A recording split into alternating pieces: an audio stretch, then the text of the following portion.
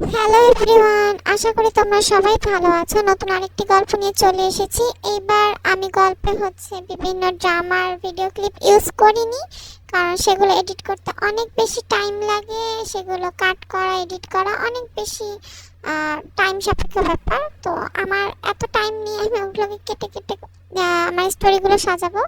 তো আমার কাছে মনে হয় আমার গল্পটা মেইন, তো ক্যারেক্টার আমি তোমাদেরকে বোঝাতে পারলেই হলো। সেই কারণে আমি একটা ওয়েবসাইট থেকে অ্যানিমে ক্যারেক্টারগুলো নিয়েছি গল্পটাকে সুন্দরভাবে উপস্থাপন করার জন্য। তো এটা সম্পূর্ণভাবে আমার নিজের লেখা, এটা তোমাদের বিনোদনের জন্য। এর সাথে বাস্তবতার কোনো মিল নেই, তো দয়া করে কেউ সিরিয়াসলি নেবে না। বিনোদনকে বিনোদন হিসেবে গ্রহণ করো। ধন্যবাদ। প্রিয়া দোতলা থেকে নামছিল, সবাই তাকিয়ে দেখছিল। প্রিয়াকে দেখে আকাশ চরম অবাক হয়, সাথে তার দাদা দাদিও। প্রিয়ার মুখে উজ্জ্বল হাসি জ্বলজ্বল করছে। আকাশকে দেখে এক চিলতি হাসি কমেনি। মিস্টার অ্যান্ড মিসেস রহমান ও আমার ওয়াইফ মিসেস প্রিয়া। কংগ্রাচুলেশনস। থ্যাঙ্কস। প্রিয়া, তোমাকে বলেছিলাম না যে কোম্পানিতে ইনভেস্ট করে আমি লাভবান হয়েছিলাম? সেই কোম্পানির ওনার হলেন মিস্টার রহমান এবং তাদের নাতি mister Akash. Congratulations aunty. Thank you so much. আপনাদের পরিচয়ের গল্পটা যদি বলতেন। আমি একটু আসছি, তোমরা গল্প করো। 1.5 বছর যাবৎ ও আমার কোম্পানিতে জব করে। কাজ করতে করতে কবে যে একে অপরের প্রতি ভালো লাগা সৃষ্টি হলো বুঝতেই পারলাম না। আসলে ভালোবাসার কোনো বয়স হয় না। ঠিকই বলেছেন। এসব কথা শুনে আকাশ বুঝতে পারলো প্রিয়া ওকে ঠকিয়েছে, নিজের স্বার্থে ব্যবহার করেছে। প্রিয়া কোনোদিনই আকাশকে ভালোবাসেনি। আকাশ এবার বুঝতে পারে ওর দাদা দাদুর কথা ঠিক। প্রিয়ার টাকাকে ভালোবাসে, মানুষকে না। আকাশের অনেক খারাপ খারাপ লাগে, কষ্ট লাগে। যেই মেয়ের জন্য দাদা দাদিকে কষ্ট দিল, বিয়ে করা বউকে রেখে আসলো, সেই মেয়ে ওর সাথে এমনটা করতে পারলো। আকাশ রাগে ক্ষোভে কষ্টে বিয়ের অনুষ্ঠান থেকে বেরিয়ে যায় এবং রাতে থাইল্যান্ডের টিকিট বুক করে। ওর দাদা দাদু আকাশের পিছু পিছু হোটেলে আসে। আকাশের সাথে তার দাদা দাদু কথা বলার অনেক চেষ্টা করে, কিন্তু ব্যর্থ হয়। পরের দিন তারা সবাই থাইল্যান্ডে চলে আসে। আকাশ এরই মধ্যে এও জানতে পারে যে প্রিয়া তার কাছে টাকাটা চেয়েছিল কোনো কোম্পানি লসের জন্য না। সে একটা টাকার গেম খেলে সেখানে লস খেয়েছিল, বিধায় তার জীবন হুমকি স্বরূপ হয়ে পড়েছিল। তখন সে টাকাটা তাদেরকে দেওয়ার প্রয়োজন পড়েছিল, কিন্তু এসব কথা প্রিয়া তাকে জানায়নি। সে অন্য মাধ্যমে পরে জানতে পারে। সব মিলিয়ে আকাশের মন মানসিকতা প্রচন্ড রকম ভাবে ভেঙে গিয়েছিল। দাদু ভাই, আমি তোর মনের অবস্থা বুঝতে পারছি, নিজেকে সামলা। ঠকবাজ মেয়েকে আমি পছন্দ করেছি, নিজের ওপর রাগ হচ্ছে, ওর সমস্ত চিহ্ন আমি মুছে ফেলবো। শান্ত হ দাদু ভাই, শান্ত হ। আমি ওর জন্য তোমাদেরকে কষ্ট দিয়েছি, তোমাদেরকে কথা শুনিয়েছি, তোমাদের কথা শুনিনি। মাফ করে দাও আমাকে, মাফ করে দাও। আমরা জানতাম যে তুই তোর ভুল বুঝতে পারবি, আমরা তোকে মাফ করে দিয়েছি। আকাশ প্রিয়ার সকল ছবি, উপহার, চিঠি সবকিছু পুড়িয়ে ফেলে, সারা রাত কান্না করে। রাতের বেলা, দাদু ভাই কি করছিস তুই? ড্রিঙ্কস করছিস ওই বজ্জাত মেয়েটার জন্য? এই শুনছো, তোমার দাদু ভাইকে দেখো। আরে পাগল, এমন করছিস কেন? ওই মেয়ে তোকে ভালোবাসিনি কখনো, ভুলে যাও ওকে। কিভাবে ভালোবাসি ওকে? আমার কোলে মাথা রাখ আর ড্রিঙ্কস করিস না, তোকে ঘুম পাড়িয়ে দিই। শোন, তুইও কখনো ওকে ভালোবাসিস না। না, আমি ওকে ভালোবাসি। আমার কথা শোন পাগল। ও যে তোর থেকে মাসের পর মাস দূরে থাকতো, কখনো ওর কথা খুব করে মনে পড়তো না? কাজে ব্যস্ত থাকতাম। চোখ বন্ধ করলে কি ওকে দেখতে পেতি? না, পেতাম। চোখ বন্ধ করলে তো অন্ধকার লাগে, ওকে কেন দেখবো? তুই ওকে ভালো তুই ওকে ভালোবাসিস কেন বলতো? ও দেখতে সুন্দর, স্মার্টলি কথা বলে, কাজে বেশ ভালো। এগুলো ওকে ভালোবাসার কারণ বলছিস? হ্যাঁ, আমাকে কাজে হেল্প করতো, ফোন করে খোঁজ খবর নিত, কেয়ার করতো। তুই যা যা কারণ বললি সেসব কারণে তোর প্রিয়াকে ভালো লাগতো। এগুলোকে ভালোবাসা বলে না। ভালোবাসার যে কারণ লাগে না, কারণ ছাড়াই মানুষ ভালোবাসে। দিদার কথা শুনতে শুনতে আকাশ ঘুমিয়ে পড়ে এবং দিদার সব কথা বুঝতে পারে। কিছুদিনের মধ্যেই আকাশ সবকিছু ভুলে স্বাভাবিক জীবনযাপন শুরু করে, নিজের বিজনেসের দিকে ফোকাস দেয়। দাদা দাদু, তোমার সাবধানে বাংলাদেশ যেও। তুই নিজের দিকে খেয়াল রাখিস। আমি আমার বিজনেসটা একটু গুছিয়ে নিয়ে বাংলাদেশ ব্যাক করব, অপেক্ষা করো। ঠিক আছে দাদু ভাই, অপেক্ষায় রইলাম। 4 মাস পর। এই শুনছো, কিছুদিনের মধ্যে আমাদের দাদু ভাই বাংলাদেশ ফিরবে। সত্যি বলছো? অনেকদিন পর দাদু ভাইকে দেখবো।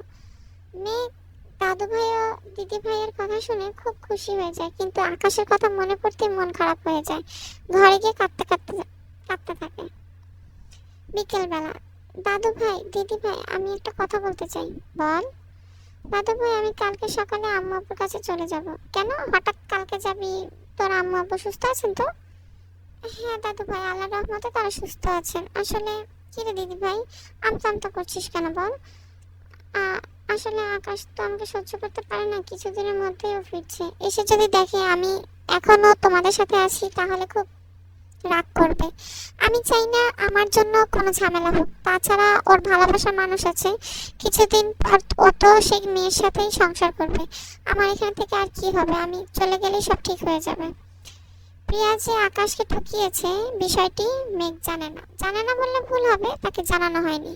দাদা ভাই আর দিদা চান আকাশ নিজ থেকে মেঘকে সবকিছু বলুক।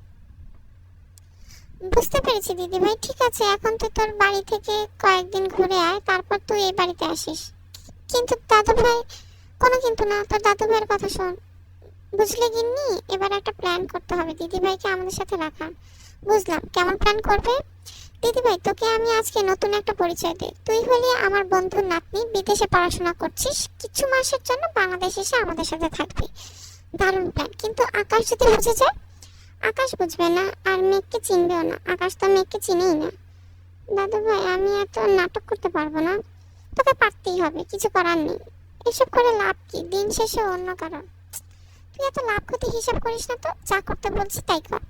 ঠিক আছে দাদু ভাই, কিন্তু আমার নতুন নাম কি হবে? তাসকিয়া আহমেদ। এটা তো আমার ভালো নাম, আকাশ একবারই বুঝে যাবে। কৌশলে আমি একবার আকাশের সাথে কথা বলে বুঝতে পেরেছিলাম সে তোর নামও জানে না। খুবই ভালো, নাম চাহা কিছুই যখন জানে না। আমি তো একটা অচেনা মানুষ। মন খারাপ করিস না দিদি ভাই, সব ঠিক হয়ে যাবে। পরের দিন সকালে মেঘ বাবা বাড়ি চলে যায়। তারই 2 দিন পর আকাশ বাংলাদেশে ফিরে আসে। দাদু ভাই দিদা তোমরা সবাই কোথায়? দেখো আমি চলে এসেছি। কতদিন পর দাদু ভাই দেশে ফিরলো, মনে পড়লো আমাদের। সরি সরি এতটা দেরি করে আসার জন্য। যখন এসেই পড়েছি আর যাচ্ছি না। ভালোই করেছিস, এখন ফ্রেশ হয়ে রেস্ট নে। তোর দিদা কত সব আয়োজন করেছে, তাই নাকি? আমি এক্ষুনি ফ্রেশ হয়ে আসছি। আকাশ সন্ধ্যার সময় বের হলে এক আন্টির সাথে দেখা। আকাশ বাবা কেমন আছো? আসসালামু আলাইকুম। আলহামদুলিল্লাহ ভালো আছি, আপনি? আছি ভালোই। এবার কতদিন দেশে আছো? আমি আর বিদেশ যাব না, এখানেই সেটেলড হবো ভাবছি। এখানে থেকে কি করবা? দেখো বাবা, বিয়ে করেও তো সুখ পেলে না। মেয়ের পরিবার কেমন ভালো ছেলে পেয়ে বিয়ে দিয়ে দিল। মেয়ের কোনো সমস্যা আছে কিনা তা তোমাদেরকে একটাবার জানাইলো না, তোমার জীবনটা নষ্ট করলো। আন্টি এভাবে কেন বলছেন? দেখো বাবা, বয়স তো আর এমনি এমনি হয় না, সবই বুঝি। মেয়ে যদি এতই ভালো হইতো তাহলে বিয়ের দিনই কি তুমি বউরে ছেড়ে চলে যেতে? আন্টি আজকে আসি, আমার দেরি হচ্ছে। হ্যাঁ বাবা যাও, ভালো মতো থাইকো। আন্টির কথা শুনে আকাশের খুবই খারাপ লাগলো, কারণ সেদিন মেয়ের তো কোনো দোষ ছিল না, তবুও সবাই কেন মেয়েটারই দোষ বলছে। আসলে আমাদের সমাজটা এমনই, সত্যটা কেউ জানতে চায় না, বুঝতে চায় না। যত দোষ অন্যায় পুরুষ করুক না কেন, শাস্তি নারীদেরকেই পেতে হয়। বাসায় দিদা একটা কথা জানার ছিল। বল, কি জানতে চাস? আচ্ছা দিদা, আমার বউ বিয়ের দিন যাকে রেখে চলে গেলি তার সম্পর্কে কি জানার আছে তোর?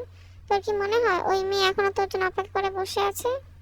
না মানে, আকাশ চলে যায় রাতে। দাদু ভাই 2 দিন পর তো হ্যাপি নিউ ইয়ার, একটা ছোট পার্টি অ্যারেঞ্জ করব, তোর ফ্রেন্ডসদের দাওয়াত দিতে পারিস। ওকে, এই হ্যাপি নিউ ইয়ার পার্টিতে। ইয়াং বয়, তোকে অনেক হ্যান্ডসাম লাগছে, যা ফ্রেন্ডসদের সাথে পার্টি এনজয় কর। কোথায় তোমার ফ্রেন্ডের নাতনি, এখনো এলো না যে? এই তো চলে আসবে এক্ষুনি। কথাগুলো দিদি ভাই দাদু ভাইকে শুনিয়ে শুনিয়ে বলছিল, যাতে আকাশ একটু হলেও তাদের দিকে খেয়াল করে যে কে নাতনি, কে আসবে, কার কথা তারা বলছে। কিছুক্ষণের মধ্যেই মেঘ কালো রঙের একটা শাড়ি পরে পার্টিতে ঢুকে। তখন আকাশের চোখ মেঘকে দেখে আটকে যায়। দাদু ভাই দিদি ভাই আসসালামু আলাইকুম, কেমন আছো তোমরা? আলহামদুলিল্লাহ আমরা ভালো আছি। মাশাআল্লাহ কত বড় হয়ে গেছিস তুই, তোমাদের সাথে দেখা হয়ে সত্যি খুব ভালো লাগছে। চল তোকে আমার নাতির সাথে পরিচয় করিয়ে দিই। আকাশ, ও হচ্ছে আমার বন্ধুর নাতনি, থাইল্যান্ডে থাকে, এখানে বেড়াতে এসেছে। Hi, I am Akash, nice to meet you. আসসালামু আলাইকুম, myself Taskia, nice to meet you. তোরা গল্প কর, আমি একটু আসছি। এতদিন পর আকাশকে দেখে মেঘ নিজের ইমোশন কন্ট্রোল করতে পারছিল না, কিন্তু অনেক কষ্টে নিজেকে সামলালো। কোন সাবজেক্ট নিয়ে স্টাডি করছো? মার্কেটিং। আপনি কি করছেন? আমি একজন বিজনেসম্যান, নিজের কোম্পানি নিয়ে ব্যস্ত আছি। ও, আই সি।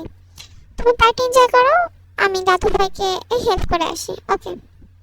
আকাশ রাতের বেলা আকাশের দিকে তাকিয়ে তাস্কের কথাই ভাবছে। সে তার চেহারাটা কিছুতেই বলতে পারছে না। অন্যদিকে মেঘের ভীষণ মন খারাপ। বিয়ে করা বউকে আকাশ চিনল না, কিভাবে সম্ভব? কি অপরূপ সৌন্দর্য, টানা টানা চোখ, গোলাপের মতো ঠোঁট। কি সুন্দর পরিপাটি ভাবে তার চলাফেরা করা। মেয়েটাকে নিয়ে এত কেন ভাবছি, কিন্তু একটু ভুলেও তো থাকতে পারছি না। তবে ভুলতে হবে সব। পরদিন সকালে খাবার টেবিলে। দাদা ভাই, শুভ সকাল। শুভ সকাল। দাদা ভাই, আমি আজকে শপিং এ যেতে চাইছিলাম, যাবো? অবশ্যই যাবি, কিন্তু তুই কি ঢাকার কিছু চিনিস? হারিয়ে যাবি তো। কিচ্ছু হবে না দাদু ভাই, চিন্তা করো না। শুভ সকাল সবাইকে। দাদু ভাই, আজকে একজন ফরেনার মিট করতে আসবে, তাকে নিয়ে বসুন্ধরা শপিং কমপ্লেক্সে বসবো। বাহ, ভালোই হলো। কি? আজকে শপিং করতে চাইছিল, আর তুই ওই দিকেই যাচ্ছিস, তাহলে ওকে সাথে করে নিয়ে যা। ও তো ঢাকার তেমন কিছু চিনে না। আকাশ দাদু ভাইয়ের কথা না করলো না। খাওয়া শেষ করে দুজন বেরিয়ে পড়ে গ্যারেজে। এবার গ্যারেজে মেঘ আকাশের পিছন পিছন হাঁটছে আর গভীরভাবে আকাশে পর্যবেক্ষণ করছে। এর মধ্যে আকাশ গাড়ির ড্রাইভিং সিটে বসে। মেঘ পিছনের গেট খোলার চেষ্টা করছে। আকাশ হালকা কাশি দেয়। মেঘ গাড়ির জানালায় ঝুঁকে বলে, কিছু বলবেন? আমি তোমার ড্রাইভার না, সামনে বসো। সরি, আপনি আমার বয়ফ্রেন্ড না যে সামনে বসবো, এটা ভালো দেখায় না, মাফ করবে। মেঘ পিছনের সিটে বসলো। গাড়িটা চলছে আপন গতিতে। মেঘের চোখে আকাশকে দেখার তৃষ্ণা। হবেই না বা কেন, বিয়ের পরে প্রথম এত কাছ থেকে স্বামীকে দেখতে পাচ্ছে। আকাশ গাড়ি চালাতে চালাতে আর চোখে সুযোগ বুঝে মেঘকে দেখছে। মেঘ বিষয়টি খেয়াল করে না। আকাশের চোখ কেন শুধু মেঘকে খুঁজে তা সে জানে না। তুমি শপিং শেষ করো, আমি মিটিং শেষ করি, দেন একসাথে বাড়ি ফিরবো, ওকে? আকাশ মিটিং শেষ করে মেঘকে খুঁজতে আসে। মেঘ দুই হাতে দুটো জামা নিয়ে আয়নায় দেখছে কোনটা তাকে মানাবে, নীল না কালো। আকাশ পিছন থেকে ইশারা করলো, কালো রং বেশ মানায়। মেঘ আকাশকে আয়নায় দেখতে পেল আর অবাক হলো। একটা অজানা ভালো লাগা কাজ করে গেল মেঘের। শপিং শেষ করে বাড়ি ফিরে আসে।